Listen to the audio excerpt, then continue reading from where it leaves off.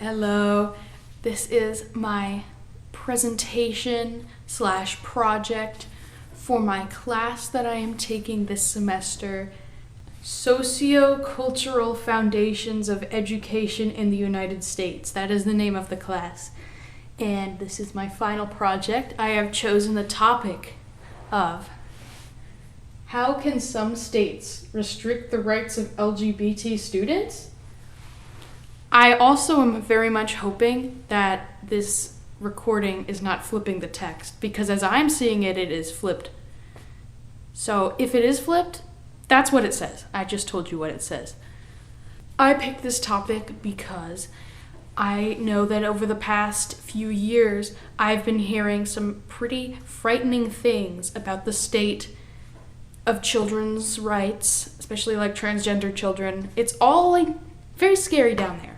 So, and I am always wondering every time I hear news of some new restriction on people's rights, basic rights, I'm always thinking, how is this allowed? Because in America, are we not a free country? Like, how can one state say, oh, actually, you're not allowed to express your gender the way you want, when federally something is different? So that was my first main question going into this. It's just like, how does that work? I'm going to advance to the next slide. So in my research of trying to figure out why federal law can be one thing and state law can be another, I was brought back to the Supremacy Clause, which you'd think I would remember. I took AP Government and Politics, but I needed a little refresher, and that's okay. So the United States is formed essentially back when they're writing the Constitution. Their idea, the founding people, their idea for this country is a pluralist government in which not one body holds power, but there's the federal government with its powers, and there's a state government with a different set of powers, and then local governments with another set of unique powers. And the Supremacy Clause basically clarifies that anything that the federal government says goes, trickles down, and affects these other levels. So this further confused me, because if the federal government has certain rights listed out for people, how can states go against that? So then we continue to my research. I didn't discover this. This is information. Anyway, the enumerated powers. This is part of the Constitution as well. And this is Article 1, Section 8 of the Constitution. Basically, this is listing out specific things that the government, like the federal government, can do.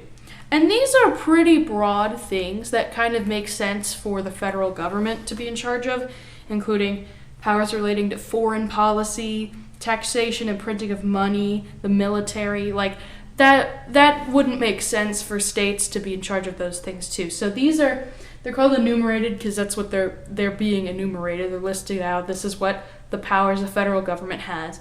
But then right down here is the necessary and proper clause.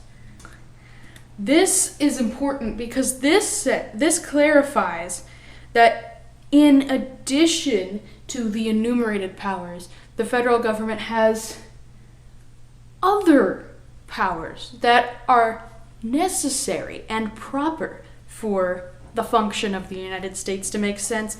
And I found from this wonderful source that I didn't write there, but I will put on the screen right now. Some of these include creating a national bank, setting a minimum wage, creating labor laws, regulating immigration, creating a military draft. These are not explicitly written here, but they fall under the necessary and proper clause, which says they're also held by the federal government. Okay, so still not. We have to go through these things before we get to the point. This is how it works. So here's the 10th Amendment. The powers not delegated to the United States by the Constitution nor prohibited by two of the states, are reserved to the states respectively, or to the people. This is saying the rest of the other stuff, that belongs to the states. The states can control those things. So, we have all the things listed out as what the federal government can do. Everything else, the states. So this is kind of setting up the structure of the pluralist government. So now I'm starting to understand how there can be some discrepancy between federal and state law. If you already knew that, that's good for you. I didn't know that, so now I know that. Or I didn't understand it as much as I feel like I do now. And some background information, the founders of the U.S. were coming from countries with governments that gave very little power to their people.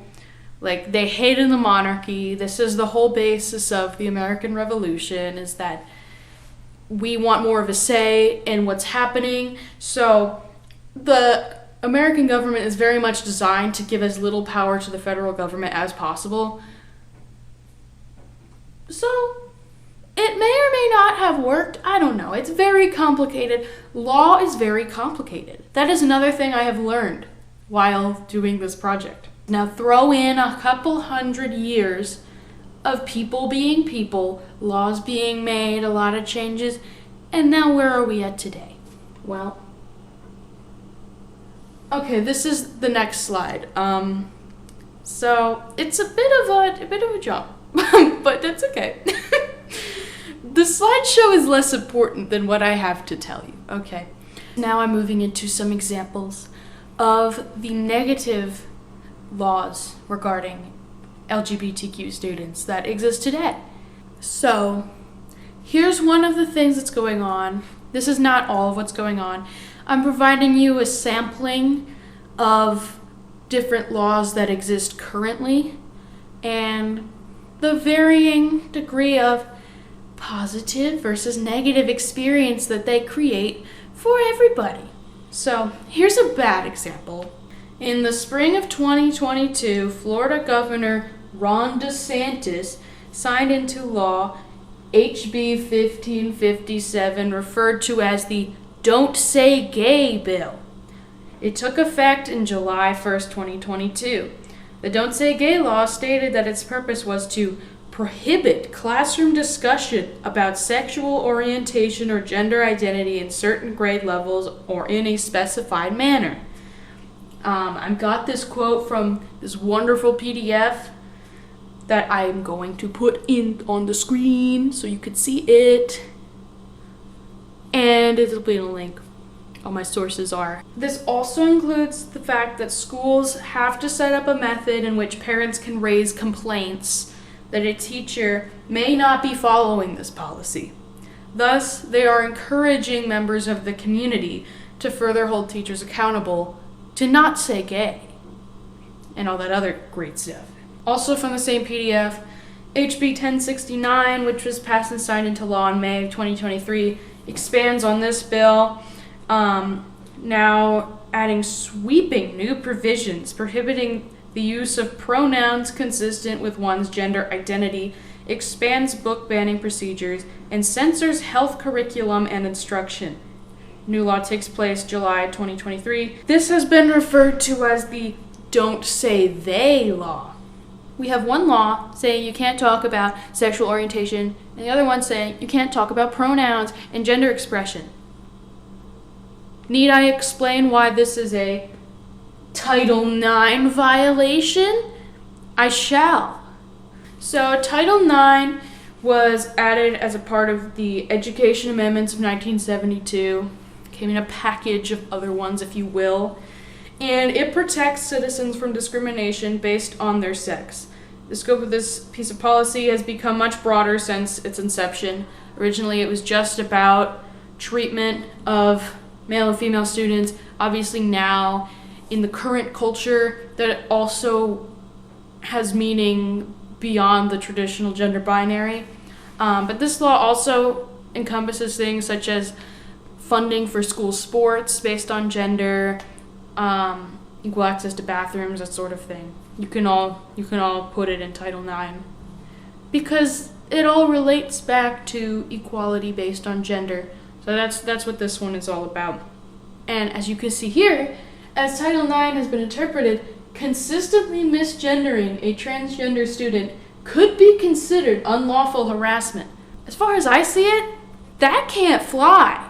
That's unconstitutional, as is the basis of every Supreme Court decision, is to prove if something is constitutional or not. I think you can't do that because that's going against this. A settlement was reached in March 2024 to somewhat rein in the scope of the Don't Say Gay bills. This is a summarization. This is from a summarization I found, but the actual settlement is on the internet. Just law speak is hard to understand if you're not a lawyer. And I'm not a lawyer, and that's okay, because we have lawyers who will summarize it for us. Thank you. To summarize even further from their summary, essentially, the law cannot ban references to the existence of LGBT people. They can mention them now. Teachers can't explicitly say that heterosexuality is superior to homosexuality. They must present everything in a neutral way.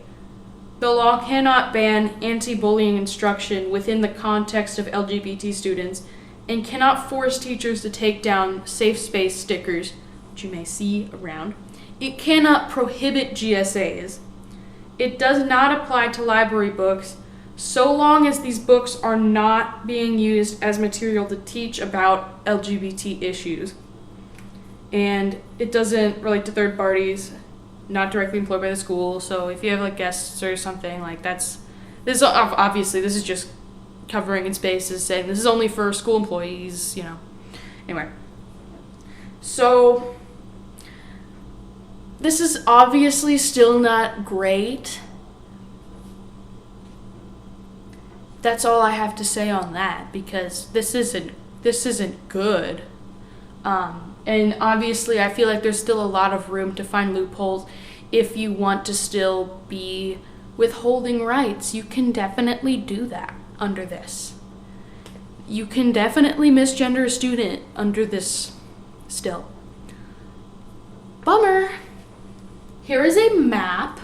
This is from Movement Advancement Project. They have many maps. This is one of many. And if you like looking at maps, you should check these out. This particular map shows which states have different types of laws about LGBTQ curriculum. Any state with this dark brown color has a similar law to the one that I just described, or similar restrictions. And the light brown is like not quite as extreme as that, but still not good, This is too many. None of them should be brown. They should all be green, because green is the ones that you have to include history, and I'll get into that later. But in my personal opinion, none of these. Get out of here with that restrictive nonsense. Get it out of there. Anyway, this is just a visual aid to show you how many states have restrictive policy about the teaching of LGBT history. Why does this matter? You may be asking. This affects people's lives. You may be surprised to find out. This is part of the results of a survey conducted by GLSEN, which stands for the Gay, Lesbian, and Straight Education Network. This is another big advocacy group with a lot of resources. This is summarizing the findings of the 2019 National School Climate Survey.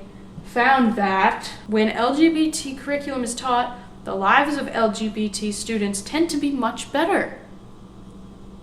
Non-LGBT students, additionally, tend to be more accepting of their LGBT peers when this curriculum is taught. Are you shocked by that information? Here's one interesting quote. Researchers have found that inclusive curriculum can serve as a protective factor for LGBTQ+ students experiencing discrimination, stigma, and instability elsewhere in their lives by promoting mental health, well-being, and resilience. Mental health, well-being, and resilience? That sounds great. I think everyone should have those. 66.9% Students who were taught LGBTQ plus inclusive curriculum reported their classmates were somewhat or very accepting of them, as opposed to 37.9% who were not taught them. This is one of many of their data points. I just grabbed a small section just as an example to show you that this has very real, tangible, good, positive effects on the lives and well-being of these children. And also, the straight children around them are more accepting, and everybody's happy. Everybody wins. Let's take a quick detour. I have an expert testimonial, not my personal testimonial, but doing research for this project, I mentioned it to my friend, and she told me that she knows someone who used to teach at a school in Tennessee, and furthermore was the staff faculty member in charge of her school's GSA.